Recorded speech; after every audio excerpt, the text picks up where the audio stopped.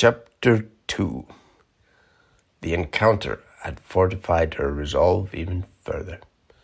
This was exactly the type of real encounters she had been looking for, although she had not expected it to come from a robot.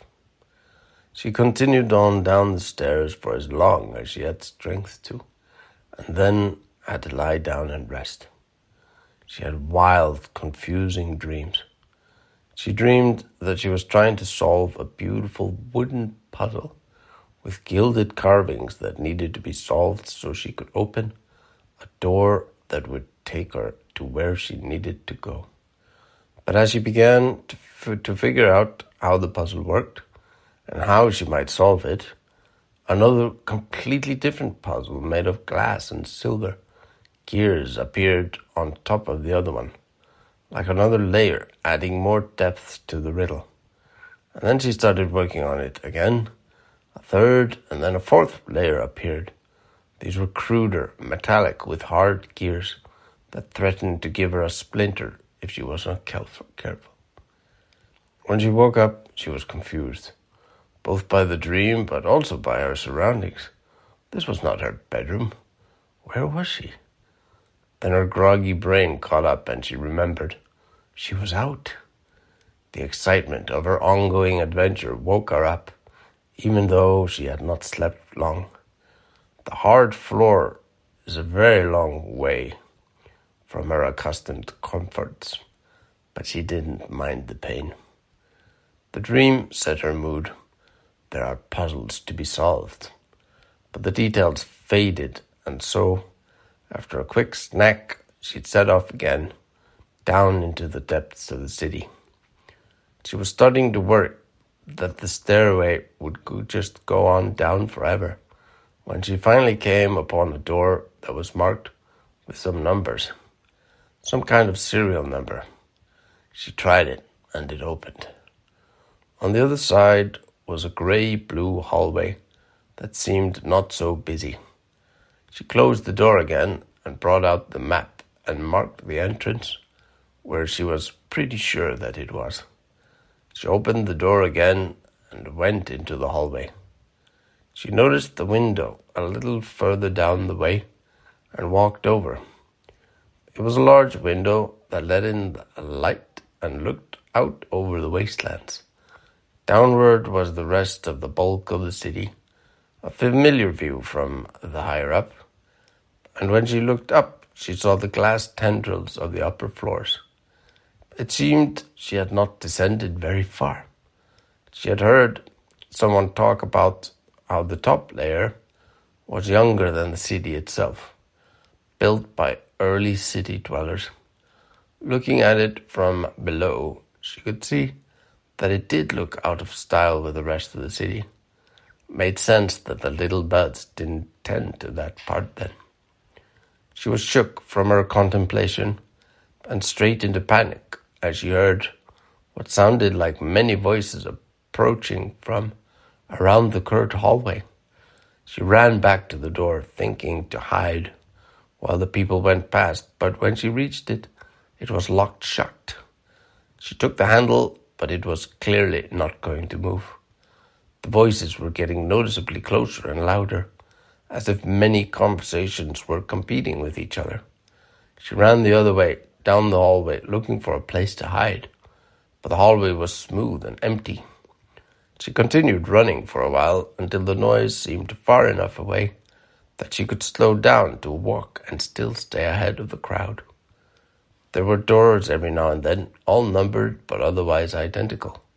She tried them, but they were also locked. Then she saw one that was much dirtier than the others and looked as if it was regularly used. So she tried it, and it opened. She went through and saw a stairway that only went straight down. She almost set off down straight away, but curiosity stopped her. She wanted to see the crowd that had been approaching, so she waited. A moment later, she heard them going by. It took a while, probably more people in that crowd than she had ever met in her life. When it sounded as if they had gone past, she dared herself to have another little peek. She saw the back of a very large, colorful group of people wearing the brightly striped clothes of servants, like the ones she was wearing, but she had never realized that there were so many of them. Her mother and her friends had sometimes spoken of the great number of lowers, that they were like rats filling the hallways of the city with trash. But this hallway looked very clean, and while the people were loud, they seemed no different than the servants who she had been around since birth. Maybe it was different lower down. She reminded herself that she was a brave explorer. She would not get far if she let everything scare her into hiding. So she sat down into the further depths of the city, marking on her map what she thought was the door she had gone through, pushing the question of how she would get back through the locked door out of her head until later. This time the climb was not as far before she found another door, this one leading to a similar hallway that was slightly more green in color compared to the one above. She was relieved that the door remained unlocked when she tried it. So she walked the hallway for a bit in both directions, but there was little to see. So she continued down. The next door revealed a yellowish hallway that was otherwise similar to the next. And the next was orange, and then red. She realized, looking down, that the floors were the same colors as the stripes on her clothes, and wondered at the connection there. Was this where the servants lived and worked? Why did everything seem closed and abandoned? A thought occurred as she started to descend further, that maybe the servants also celebrated oldest holidays. Her mother and the uppers had always spoken about oldest as if he were their personal saint, exclusive to the worshippers of the 20th century. She had her doubts on that, as with so much of what the self-aggrandizing uppers spoke about. After the colored floors, there were no exits, for so many levels that she lost count. Eventually, she was exhausted, feeling her calves burning in a way that threatened to give out on her, so she decided to rest a bit and have a snack. She nodded off a moment and woke up feeling refreshed, ready to walk on. The next door she came upon led her out onto a large hallway that did not open up to the sides but went inward. There were large rotating doors that led out into an area with natural lighting. The smells were intoxicating as she came out on the other side. It was slightly dizzied by the size of the open area. There were rows and rows of plants interspersed by trees and bushes, all covered in varyingly ripe fruit. The sides of the compounds were clear, probably to let in sunlight. It was nighttime and no one was there, so she risked walking around and tasting some of the treats growing there.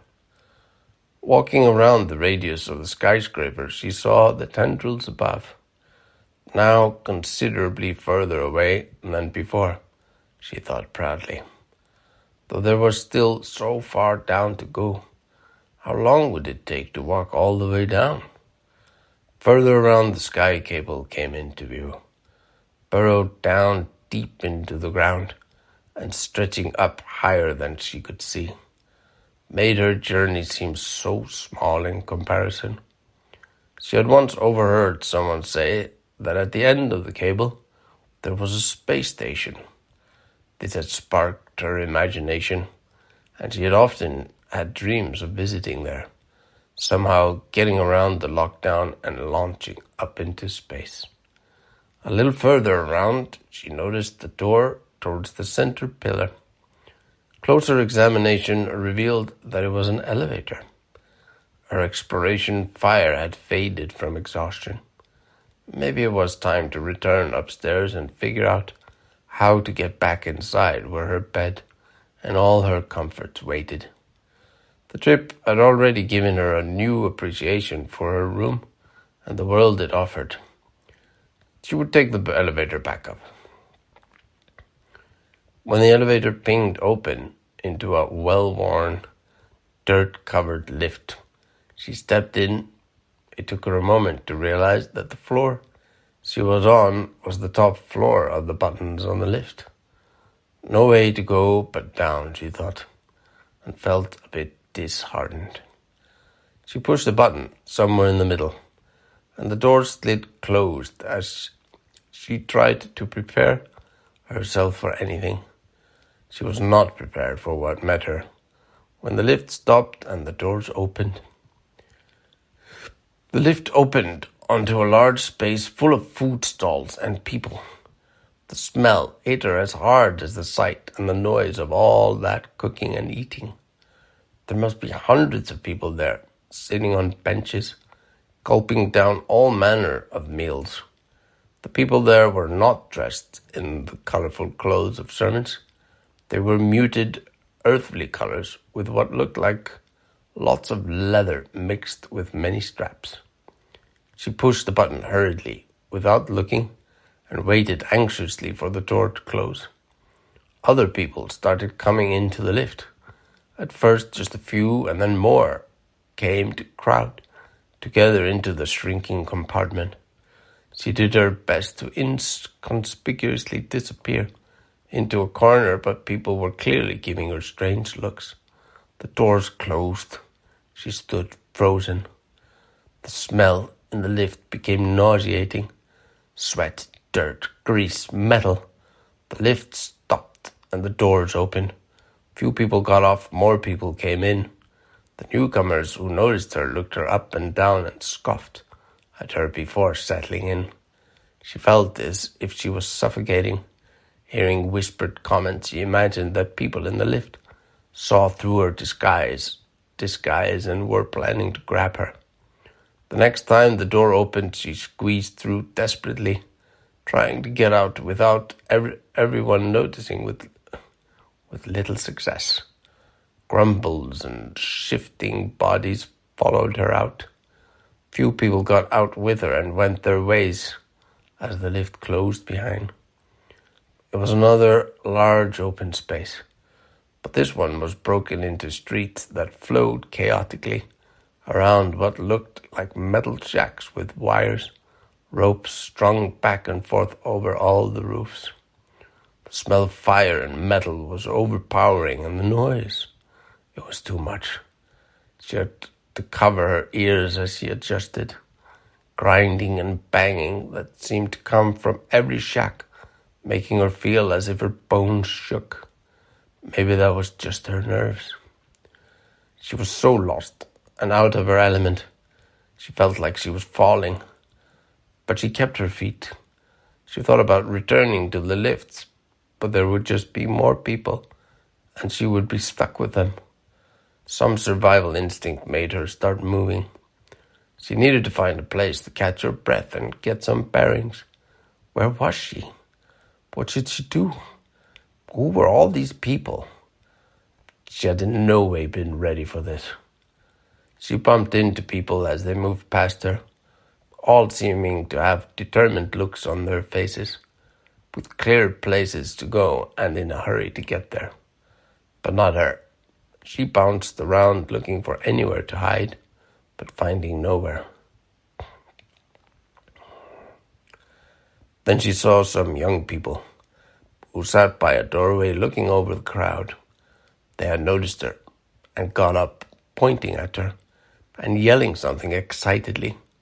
She immediately turned around and ran the other way. She didn't go very fast, as she would bump into someone every few steps. Her heart was in full flight mode, tears streaking down her cheeks.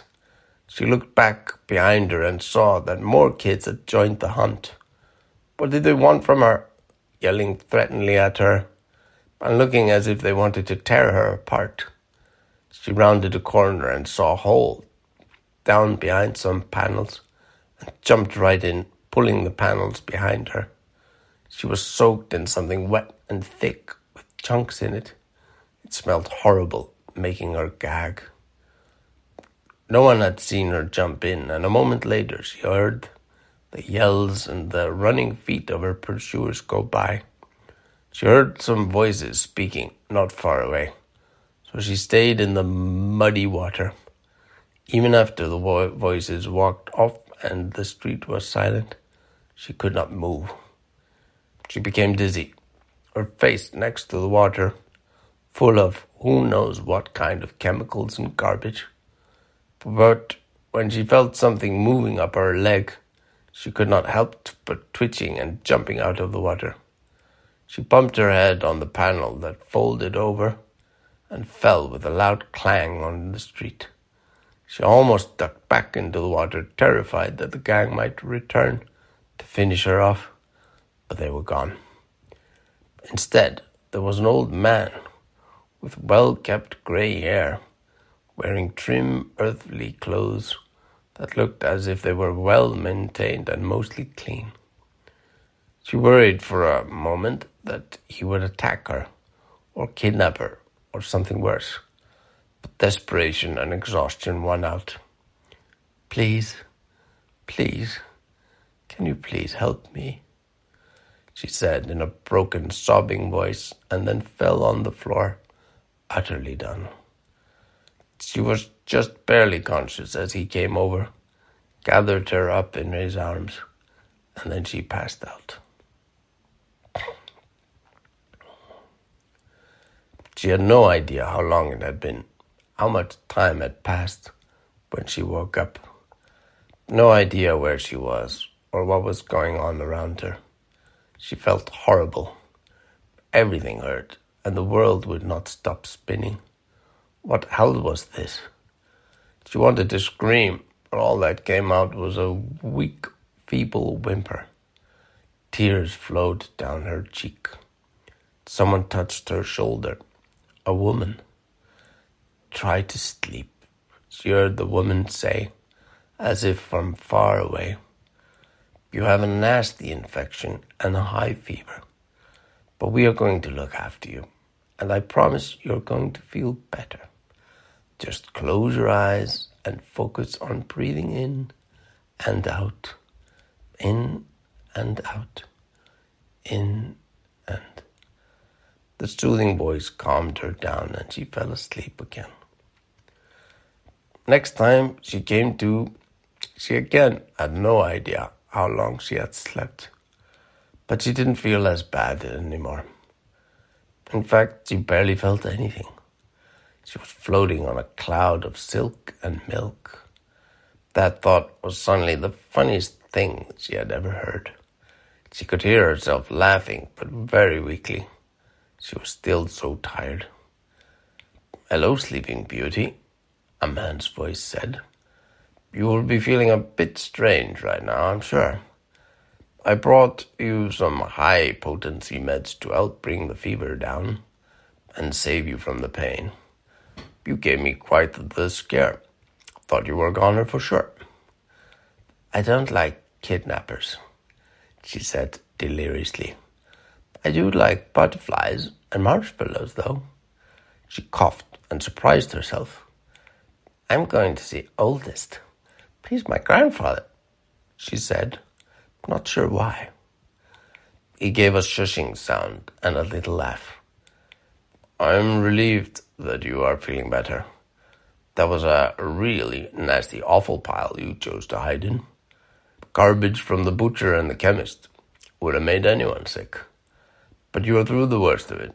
Another few days of rest and you will be back on your feet." She felt her consciousness fading again, and just as she was sliding back to sleep, she thought, "Another few days? How long have I been here?" And then she was out. She overheard the man and the woman talking while still half asleep. "Did you figure out where she is from? Or where she came from?" the woman's voice said. "Not yet," the man replied. "Her clothes look like she is from the servants, But the fabric is made of a fabricator. The threads are much tighter than normal, as if they were made by the top-level snobs use, but made to look like the servants. If I had to guess, I would guess she came from the top floor. But what is she doing down here, by herself? The woman said in a ponderous tone. Not a clue, the man replied. Maybe she can tell us when she wakes up. But until then, let's keep her our secret. No telling how people would react to her if they knew that a snob was down here, unconscious in my workshop. Probably get me in some unwanted trouble. That was the last he heard before drifting back into deep sleep. Next time she woke up, she felt sore here and there, but much better. She lifted her head and looked around. It was dark. She was alone. Everywhere she looked, there were shelves full of what looked like junk and random bits and things of metal in varied states of disrepair.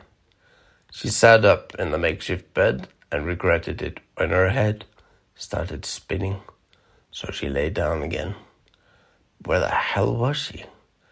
She closed her eyes and listened to the sounds from the area around, trying to guess what made the sound she was hearing.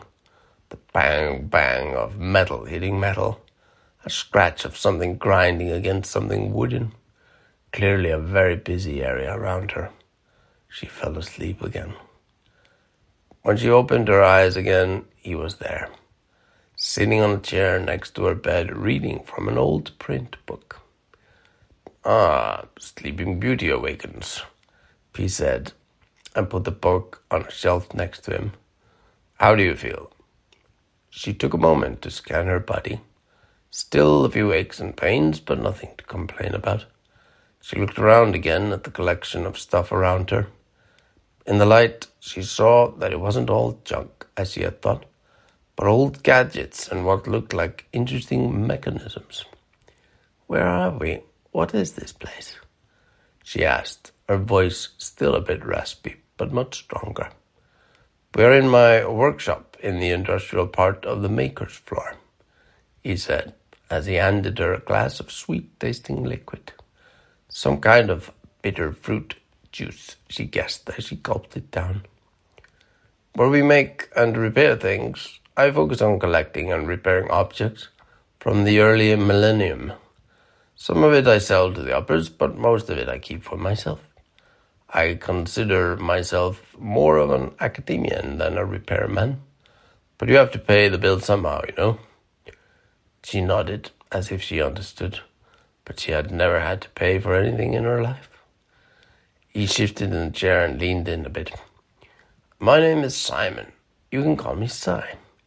When you feel ready, I would like to ask you some questions about where you came from and how you ended up in that foul puddle out there.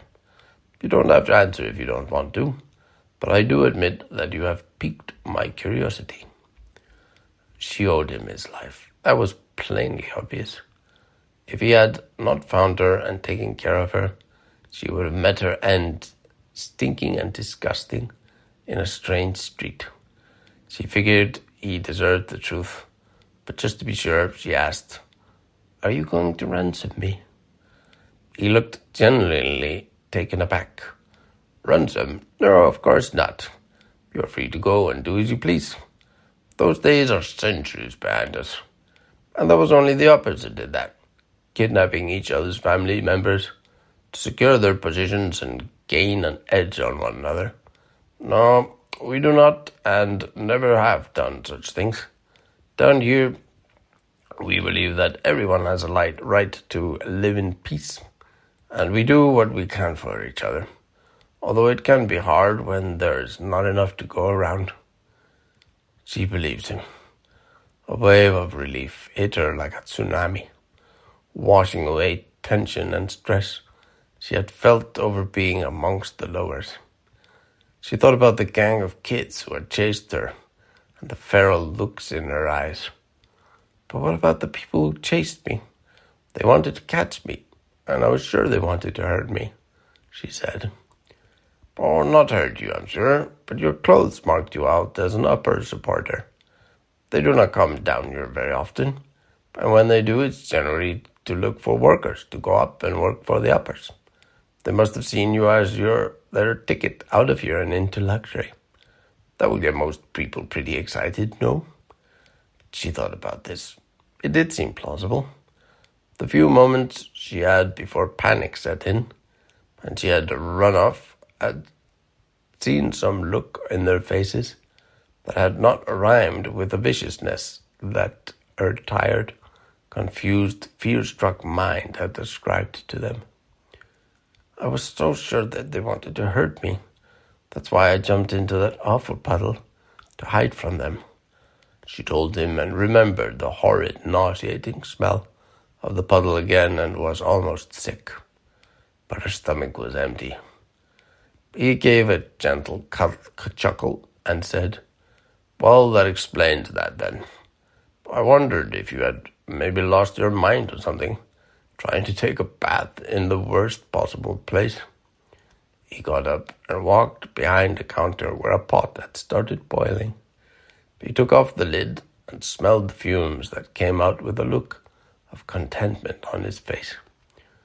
"I'm sure you're hungry. I made you some special power gumbo.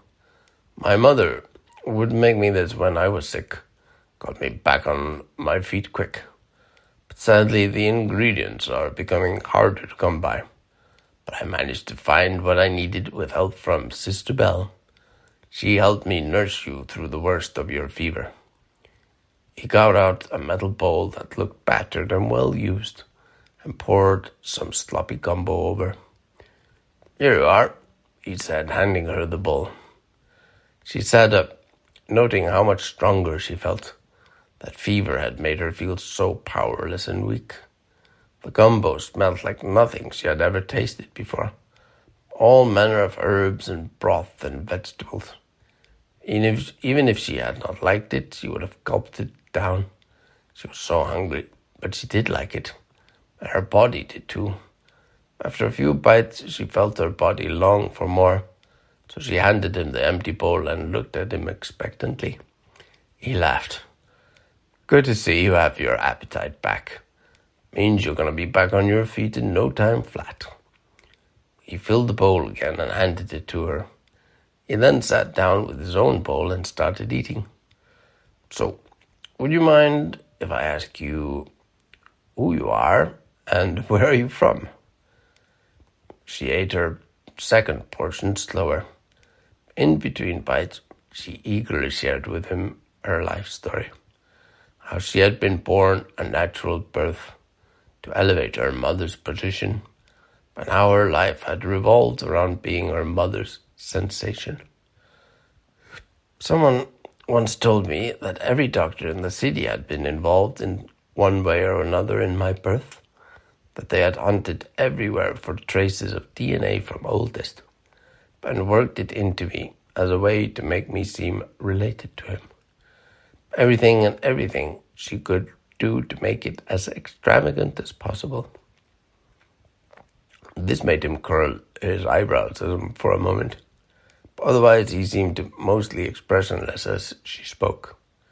She went on about living mostly alone in her, having more and more time to herself, as her mother and the uppers bored of her.